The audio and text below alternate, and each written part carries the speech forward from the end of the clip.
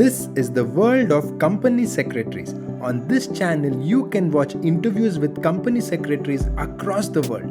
Make sure you subscribe and hit that bell icon. So coming back to your journey, so you did CS along with law. So during your days as a student, you told one example of how accounts was your first ever failure, especially for someone who did well in science, got a medical seat, engineering seat, and then suddenly you're failing in accounts. I'm sure you would have felt that what went wrong, and like you said, you had the coaching later.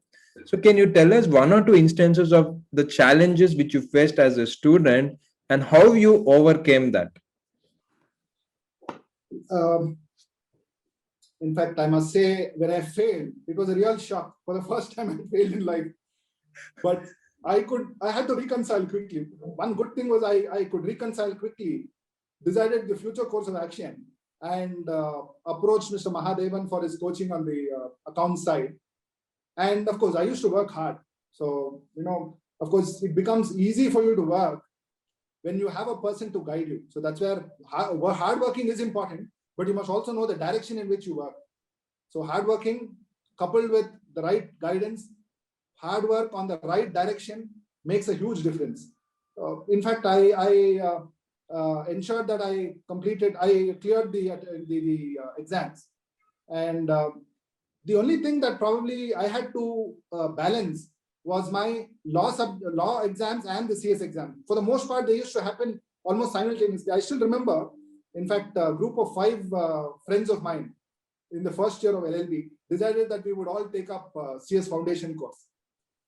As the exams are nearing, I must say, we had the LLB exams first and then we had the CS exams. The CS exams commenced the next day immediately after the law exams. All of them decided none of them decided to take an exam except me. I said, no way, I'm going to give it. And then I passed the foundation course exams and then immediately took up the intermediate. Yes. Now the point here is, in fact, people, give up as and when you approach some challenge. Yes. That becomes important. You must say, I will face it. Only thing is you must equip. You must know, you must probably plan yourself to position in a manner that you succeed. I must tell you, nothing is a failure. Nothing is a failure. Every failure, probably which apparently looks to be a failure, is a stepping stone to a success. I must tell you, I thank God for having failed me in the accounts exam, but for which I would not have actually taken a lot of trouble to actually, cope up with the accountancy subjects. And probably, let me imagine, just imagine if I would have passed by luck, I wouldn't have had the grounding that I presently have. In fact, that way I really feel happy. If I look back, I'm happy that I failed and then I passed. So it's a real journey. And, yes, sir. In fact, I understand before you continue because I had a very similar experience. I got 39 in accounts and just missed by a mark. Yes, sir. Please go ahead.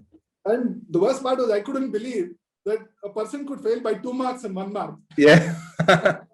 Yeah, we think they'll push them then usually. So there's no question of managing. 2 marks, no. 2 marks is still 2 marks. You fail, you fail. Correct. So that you then learn to reconcile with the fact. Today, if you actually see in the market, if you forget the market, you look at life. If you face failure and then succeed, you know how to face failure. A person who has always faced success is not in a position to take a failure when he really grows up. Yeah. So it is, in fact, today, when there is a selection, I'm told they look for people who have failed and succeeded. So that way, CS ensures you are trained for life. Yeah, yes. And your career.